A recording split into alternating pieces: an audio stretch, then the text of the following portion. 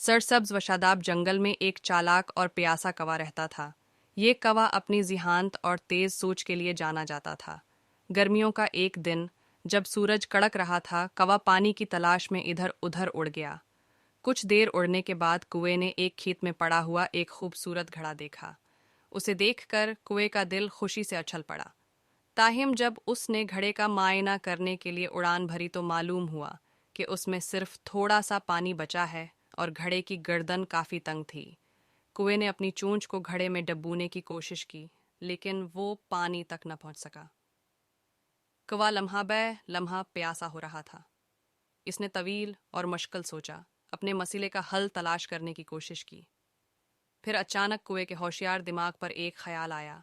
ये एक लम्हे के लिए उड़ गया और करीब ही पाए जाने वाले छोटे कंकरों के साथ वापस आया। एक एक करके कुएं ने एहतियात से कंकरियां घड़े में गिरा दीं। हर कंकरी के साथ पानी की सतह कुदरे बुलंद हुई।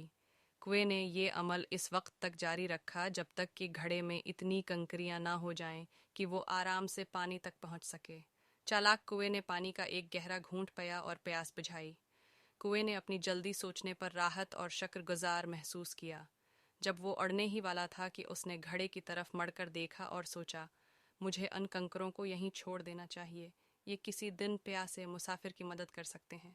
कौवे की चालाकी ने दिन बचा लिया था और इसने एक अहम सबक सीख लिया था। बाज़ औक़ात थोड़ी सी तख्लीकी सलाहियत और वसाइल की महारत भी इंतहाई मुश्किल हालात पर काबू पाने में मदद कर सकती है। पूरे दिल और प्यास बुझाने के साथ कुएं ने जंगल में अपना सफ़र जारी रखा। अगले मुहिम जुई के लिए हमेशा तैयार रहता था। और इस दिन से कौवा न सिर्फ अपनी चालाकी बल्कि ज़रूरतमंदों की मदद करने में अपनी मेहरबानी के लिए भी जाना